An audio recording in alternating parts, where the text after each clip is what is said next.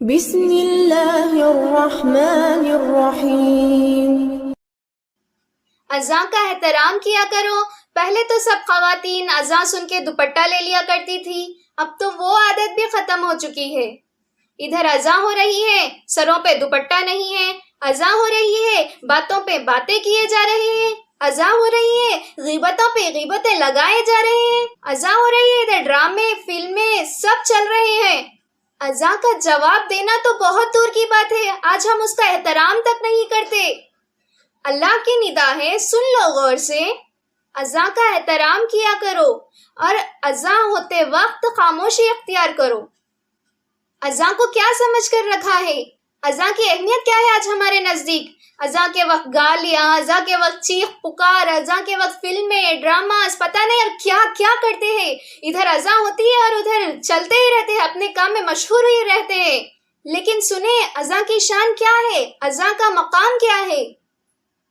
جب تک اذان دینے والا اذان دیتا ہے اور جو اذان کا جواب دیتا ہے، اللہ تعالیٰ کا دست قدرت اس کے سر پر ہوتا ہے۔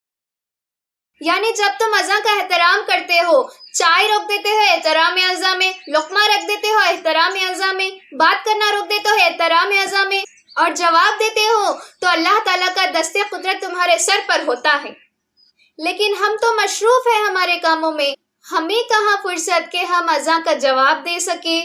ہمیں تو یہاں تک فرصت نہیں کہ ہم اذان کو غور سے سن سکیں۔ فرمایا گیا، حدیث پاک ہے، رسول اللہ صلی اللہ علیہ وسلم نے فرمایا، جو اذان سن کر اذان کا جواب نہ دے اور دنیاوی باتیں کرے، ذرا غور سے توجہ فرمائیں ان باتوں پر، جو اذان سن کر اذان کا جواب نہ دے، دنیاوی باتیں کرے، تو رسول اللہ صلی اللہ علیہ وسلم فرماتے ہیں کہ مجھے ڈر ہے کہ جب وہ مرے گا تو وہ کافر ہو کر مرے گا۔ دنیاوی باتوں سے مفہوم کیا ہے؟ دنیا کی بات کا مطلب کیا ہے؟ ادھر اذان شروع ہوئی اور آپ پوچھتے ہیں کہ آج کل چاول کا ریٹ کیا چل رہا ہے، یہ کپڑا کہاں سے لیا، یہ کپڑے کا ریٹ کتنا ہے، آپ کا بزنس کیسا چل رہا ہے۔ یہ ہے دنیا کی باتیں۔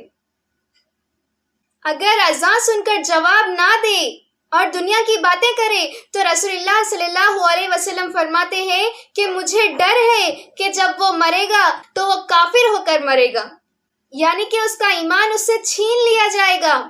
جو اذان کے وقت گالی دے اس کا کیا انجام ہوگا؟ جو اذان کے وقت یوٹیوب میں مصروف رہے اس کا کیا انجام ہوگا؟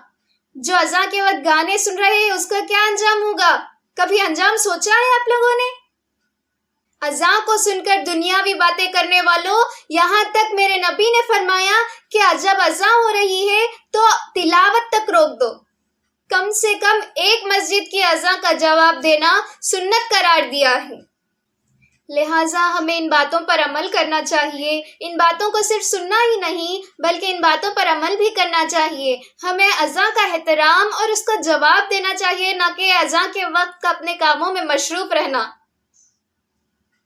آخر میں اللہ تعالیٰ سے دعا ہے کہ اللہ تعالیٰ ہم سب کو کہنے اور سننے سے زیادہ ان باتوں پر عمل کرنے کی توفیق عطا فرمائے۔